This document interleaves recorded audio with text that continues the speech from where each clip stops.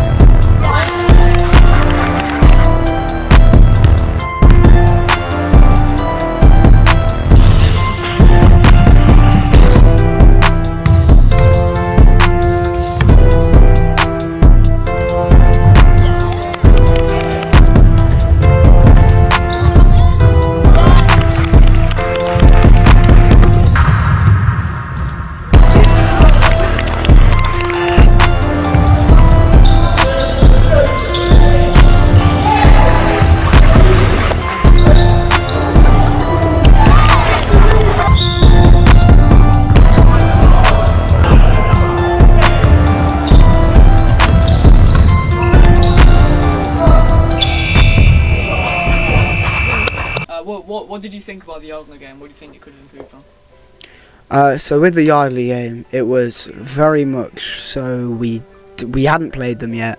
We didn't really know what to expect. We went in kind of thinking that they'd be quite good, and they got heavily carried by this one guy. I think it was number 35, number 36, or number 37. I can't remember which one. But I can remember the guy. He was really, really tall. His jump shot was money. He scored like 40-something points in that game, and it was literally because for personal reasons Emerson couldn't go, and he was like an important big man defender. It meant I can't remember if it was Freddie or Alex, but one of them wasn't there either, and it meant that we had he was a big guy and we had very limited options. We could either defend him with Mahmood or with Alex. and if one of those fouled out, then it's all on one guy. So those guys played a bit like lax defense, so they didn't foul out, and that guy just went off. He had a really, really good game. I just think that it was a one-man show, and I think if we, next time when we play them, we're playing them at home, we're going to be coming off this game, so we'll have good momentum, and we now know that they're one player, so just give it to the big guy, run screens to get him open, and just try and get him scoring the ball, try and get him going, because the general consensus is that the rest of their team is probably about as good as SWAT, and I mean, you've seen now in 2 games that SWAT, not very good. So if we can shut down number 36, then we shut down Yardley. Don't be in my tag, you ain't really trying to run up a stack. And you know at the king of the map, we just trying to get out of this trap. Every beat know you up in the strap, like break the back. We just trying to get out of this trap, and I carry this pain on my back. Don't be in my tag, you ain't really trying to run up a stack. And you know at the king of the map, we just trying to get out of this trap. Every beat know you up in the strap, like break the back. We just trying to get out of this trap, and I carry this pain on my back.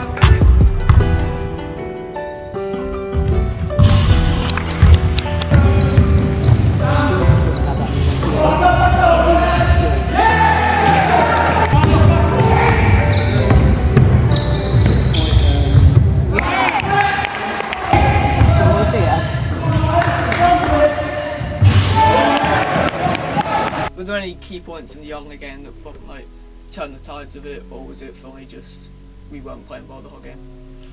I don't think so. It was just kind of, there weren't any moments where they went on a crazy run and we just sucked for a long time. It was just we were consistently throughout the game. We started medium pace, we went through the game at medium pace, and we finished the game at medium pace. It was a very medium game. We did it. They were just a bit better than us at all points. No one had a really great game. I don't think anyone played particularly badly. But it was just very, it lacked energy. I think we went in not expecting to lose, but expecting them to be very good, and that can like massively impact a team. And I think that's been one of our main issues this year, is that every team we play, we're like, oh we're gonna be good, oh no, and then they turn out to not be great. But because we've gone into that, we started the game scared, that's just screwed up all our momentum. And obviously missing a couple of key players was very unfortunate. To it, I'll be what I wanna be. Yeah, she look at my chain, I bet she expected some VV. Life is like nothing on TV. Someone took out to see me a read. Yeah, someone took out to see me a read. I'm trying to catch up, but I'm one step ahead of you. Yo, a bitch boring, you putting it right. I'm just trying to butter. I hit a road right outside that. Pussy was fire, but still like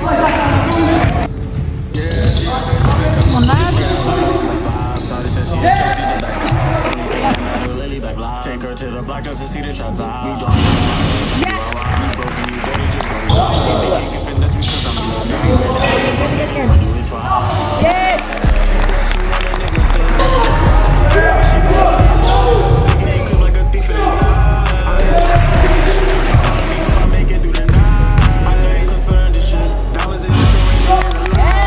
Get out my phone, my vibe. So she said she was charging the back. Only thing that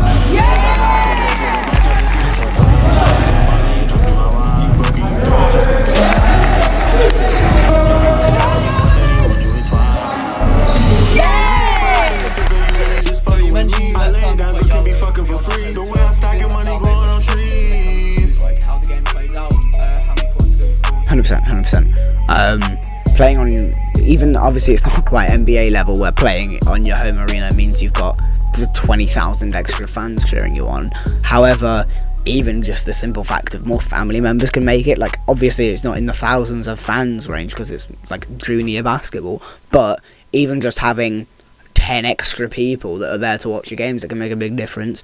Also, the factor of the fact that you train on these rims like once or twice a week, you know the bounces, because like it's not all regulation, all the courts are very vastly different, as you've seen. So just having the ability, you've trained on these rims, you know the floor. Also, literally it's just numbers, like it's easier to get to. Like we don't have team transport, it's all based on like people giving us lifts to the games and stuff, and it's a lot easier when they already take you there a couple times a week. So availability is the best ability. You know, you've got it does make a difference, 100% on home court, 100%. You know, without spoiling too much, there's been a couple games this year that home court have had a massive impact, and I think it definitely will in the next Yardley game as well.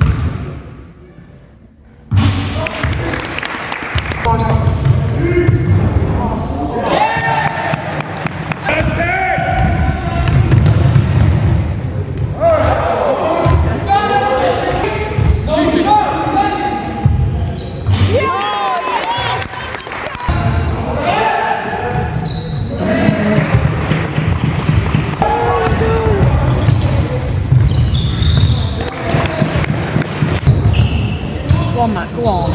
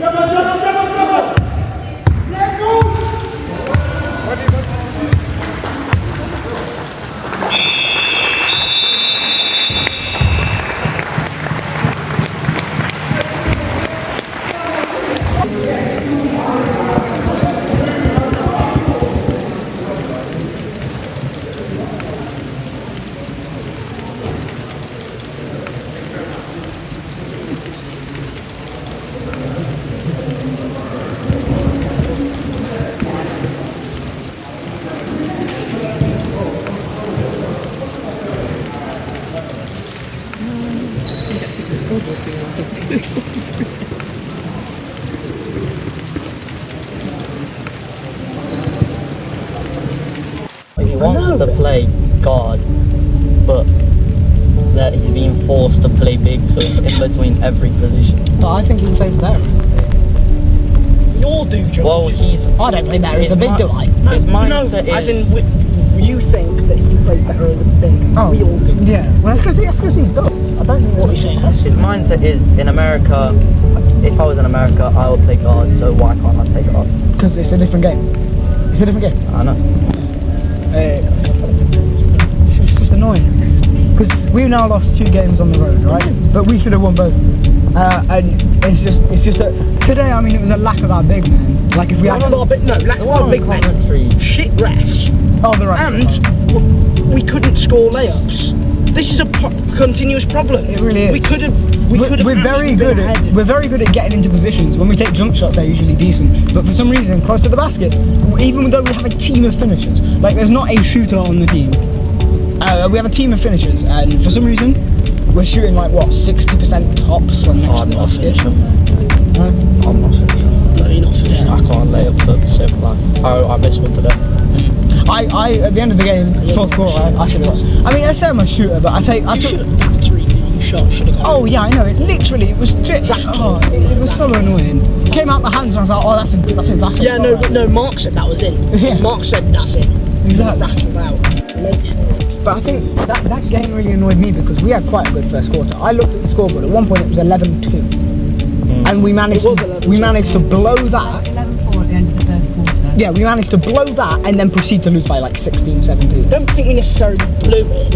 I don't think Yardley were fully awake at the first quarter. I don't think we necessarily blew the game at that point, but we slacked off, and then I looked at the score and I was like, fuck. Yeah, when did that? It was like 23-23, I was like, it's because 23-16 though. Yeah, the offense just stopped. It just stopped. It was stupid.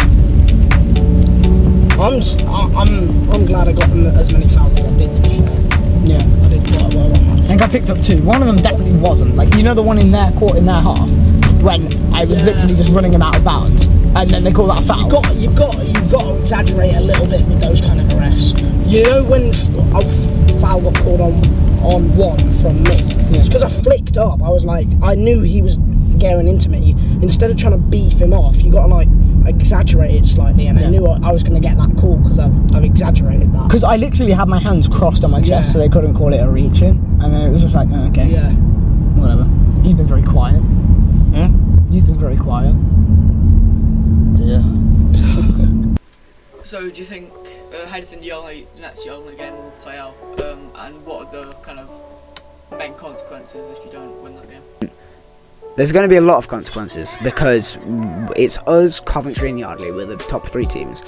One of those 3 teams is going to take the 1 seed and the other 2 are going to be fighting for the 2 and 3 seed, and that can have big implications. The 1 seed get a bye to the second round of the playoffs, the 2nd seed plays the worst team in the league, and the 3rd seed is kind of, you know, they're playing the 2nd worst team, but the 2nd worst team has a chance to beat the 3rd team if you think about it, because they could just get hot.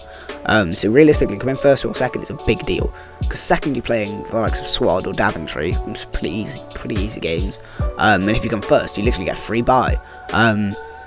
And with Coventry picking up a few more losses than us 2, that's going to be a really big game. Because if we manage to beat Yardley, we will be on a very similar record to them. I think maybe even the same record to them. And because of how good our offense is, like the thing with Aztecs this season is when we win games, we win like when we have not won a game by a few points. Whenever we win, it's a blowout victory, even against like supposedly good teams.